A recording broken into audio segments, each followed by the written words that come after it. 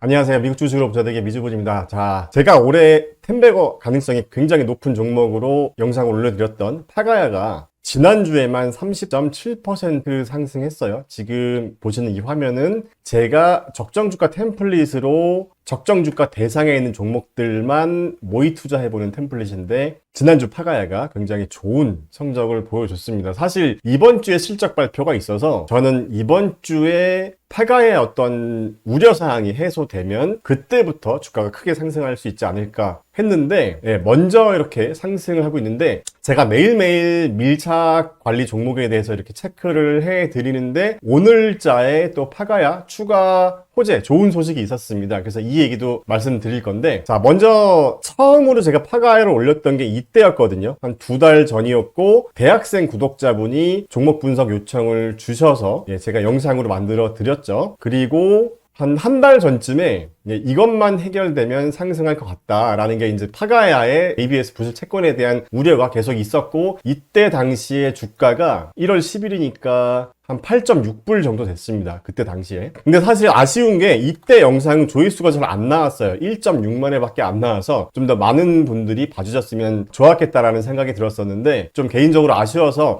이런 좀 중소형주들은 그냥 올리지 말까? 조회수가 안 나오면 저도 속상하니까 올리지 말까? 라는 생각을 했었는데 일단 제가 공부를 많이 하고 있는 기업이어서 그 이후에 한 2주 전쯤에 추가 호재가 있어서 또 한번 전해드리려고 올렸었고 지난주 금요일날 또 한번 올려드렸었습니다. 자 그래서 이번 주에는 제가 이제 파가야 관련된 영상은 그만 올리려고 했는데 또 좋은 소식이 있어서 한번 우리 미주부 구독자분들이랑도 소통을 하기 위해서 올렸습니다. 자 그 전에 잠깐 댓글 보면서 좀 말씀을 나누면 좋을 것 같아요. 조금 안 좋은 댓글이라기보다는 이런 댓글이 있었어요. 원래 실적 전날에 등하는 기업인 무슨 키읔 이런 댓글이 있었는데 자 이거 잠깐 보면서 말씀드릴게요. 자, 파가야의 주가 변화를 보면 이게 이제 지난 3분기 때였어요. 실적 발표 전에 상승하다가 하락했고 이때도 아마 그쯤이 아닐까 싶습니다. 정확하게는 제가 잘 모르겠는데 제가 모든 분기별 실적 발표를 다 본 건 아니니까 이런 것 같아요.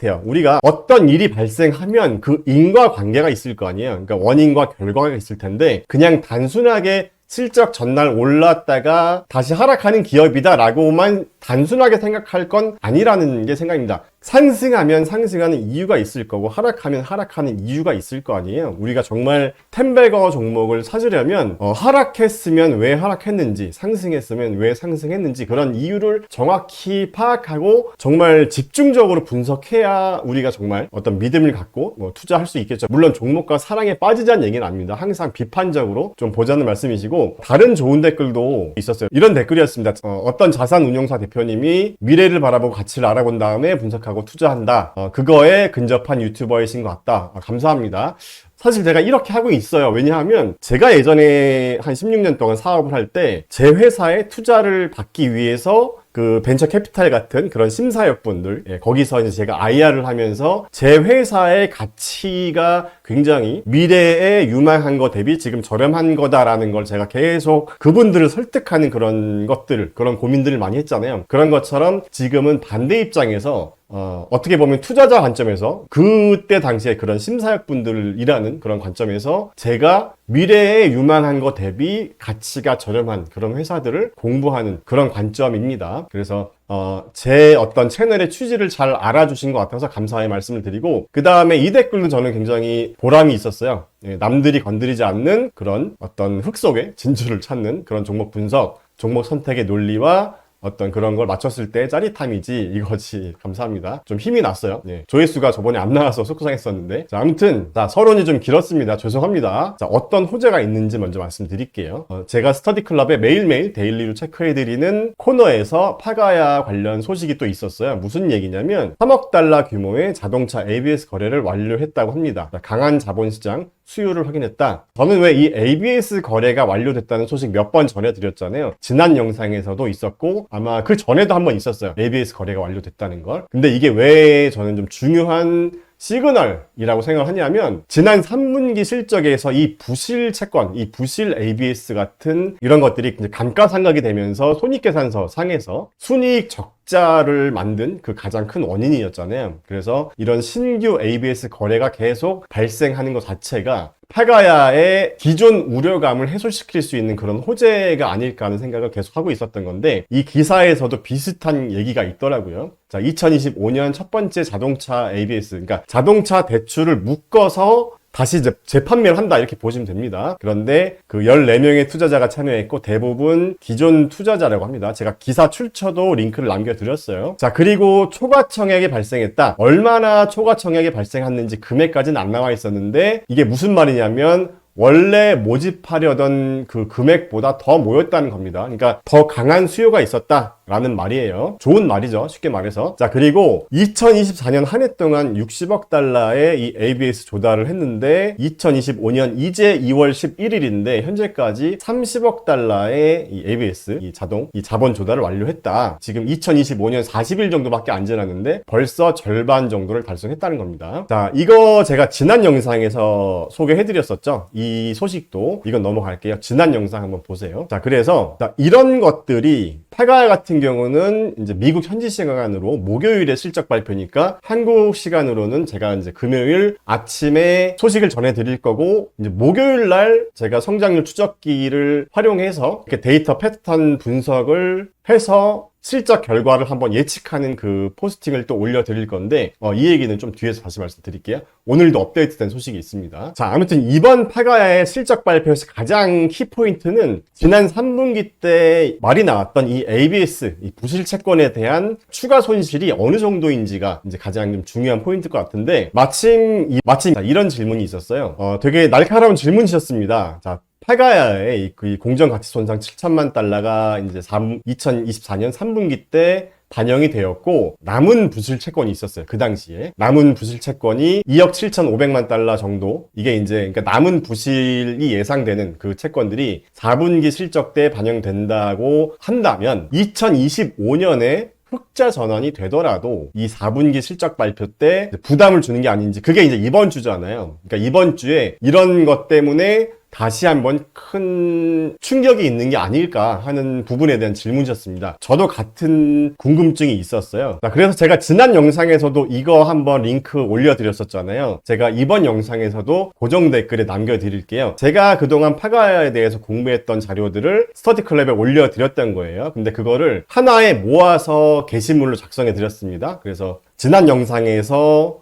공유해 드린 것 중에서 제가 하나 빼먹은 게 있었더라고요. 지금 회원님께서 주신 요 질문에 대한 컬럼을 제가 올려드린 적이 있었는데 여기에 없어가지고 제가 하나 추가했습니다. 이 게시물이었어요. 이게 언제 거였냐면 2024년 12월 23일에 올려드렸던 포스팅이었습니다. 여기 보시면. 그래서 파가야의 오래된 대출 채권, 이 ABS 증권이 이제 부실한 그런 것 때문에 파가야의 주가가 그때 당시에 16.89불까지 하다가 8.62불까지 반토막이 났었는데, 이 악재, 그러니까 시장의 우려가 다 반영이 되었을까 하는 걸 제가 제 나름대로 한번 분석해서 여기에 올려드렸던 건데, 제가 이것도 아마 유튜브 영상으로 올려드렸을 거예요. 그래서 만약에 못 보신 분들은 이 컬럼을 한번 봐주세요. 다시 한번 말씀드리면 여기에 있는 컬럼입니다. 여기. 제가 이 링크를 고정 댓글에 남겨드릴게요. 자, 그래서 파가야의 이번 주 실적에서 지난 3분기에 이 충격이 왔었던 이 시장의 우려가 모두 반영이 되고 이제 새로운 어떤 랠리의 준비가 되어 있는 것인지에 대한 판단이 중요할 것 같아요. 그러니까 2025년 어떤 매출이나 이익에 대한 컨센서스보다는 우리가 2024년에 있었던 이 우려감에 대한 부분이 이번 실적 발표에 어느 정도 해소가 될지가 가장 큰 체크포인트일 것 같습니다. 자, 그래서 제가 지난 영상에서 이 파가야의 성장률 추적기 상에 이 데이터 패턴을 가지고 실적 결과를 예측해보는 그거를 한번 보여드렸었는데, 오늘 업데이트된 소식이 있어서 그 부분까지 말씀드릴게요. 자, 이게 왜 좀 중요하냐면, 지금 제가 이 성장률 추적기는 2024년 기준이거든요. 그러니까 2024년 4분기 실적 발표가 아직 안 됐기 때문에 2024년 성장률입니다. 그러니까 무슨 말이냐면 2024년 1분기, 2분기, 3분기가 포함된 2024년 성장률이기 때문에 2025년 컨센서스가 아직 반영이 안 된 거예요. 그래서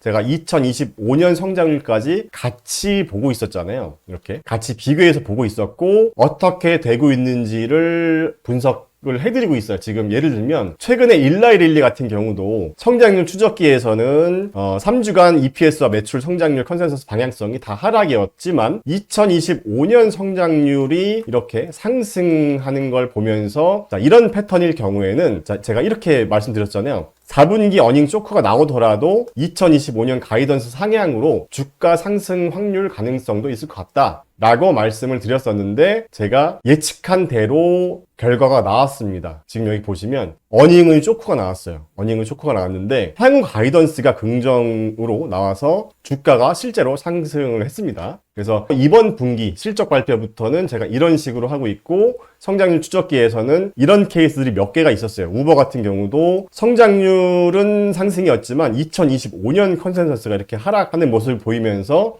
제가 가이던스가 좀 부정적일 것 같아서 주가가 하락하지 않을까 하는 말씀을 드렸었는데 그렇게 됐죠. 예. 그래서 지금 이것까지 같이 보니까 실적 결과를 예측하는데 좀 더 합리적인 어떤 데이터 패턴 분석 방법인 것 같아서 지금 새로운 걸 하나 만들었습니다. 뭘 만들었냐면 이렇게 제가 계산식을 하나 만들었어요. 그래서 파가야 같은 경우는 자, 요거까지 같이 보면서 말씀드릴게요. 제가 지난 자료에서는 지금 여기 보시면 파가야의 EPS 컨센서스가 실적 발표를 앞두고 상승했다라고 말씀을 드렸었는데 제가 오늘자 컨센서스를 보니까 또 상승했더라고요. 336.93%로 추가 상승했다는 거죠. 이런 시그널이 좀 중요한 것 같습니다. 제가 데일리로 체크해드리고 있죠. 스터디클럽에서. 자, 그런데 우리가 어디까지 봐야 되냐면 여기만 보면 안 된다는 거죠. 여기만. 왜냐하면 2024년 실적이잖아요. 그러니까 지금 이 값에는 4분기만 포함되어 있는 거고 우리가 2025년 가이던스가 좀 중요하거든요. 그래서 이것까지 같이 봐야 되기 때문에 이 성장률을 같이 비교를 해봐야 된다는 거죠. 그래서 제가 스터디클럽에서 매주 이렇게 밀착 종목에 대해서 성장률 값을 이 적정주가 템플릿에 성장률 값을 이렇게 2024년, 2025년, 2026년 이렇게 값을 계속 드리고 있잖아요. 그리고 매출도 마찬가지고 여기 보시면 25.37, 13.70 자, 이렇게 값을 드리고 있고 이 값이랑 현재 값이랑 비교를 해보는 거예요. 여기에. 그래서 제가 이렇게 지난주, 현재 이렇게 해서 2024년 EPS와 매출 성장률에 따른 실질적인 이 실적 값이 어떻게 되는지를 한번 계산해보고 싶었던 거예요. 좀 말이 어렵나요? 자, 무슨 말이냐면 제가 지금 여기서 보는 이 값은요. 여기서 보는 이 값은 EPS가 1.05달러 그 다음에 2025년 예상 EPS 이 컨센서스가 1.75달러잖아요. 이게 그랬을 때 성장률이 66.599 그런데 지난주 거를 보면 66.59가 아니라 68.35였단 말이에요. 그죠? 68.35인데 66.59잖아요. 그러니까 낮아진 거잖아요. 그런데 이게 전년 대비 성장률이 올라갔으니까 올라간 것 대비로 낮아진 거니까 그러니까 실제 값이 낮아진 건지 실제 값이 높아진 건지 그걸 알아야 되거든요. 이해되시나요? 그래서 아무튼 제가 계산식을 만들었다는 거예요.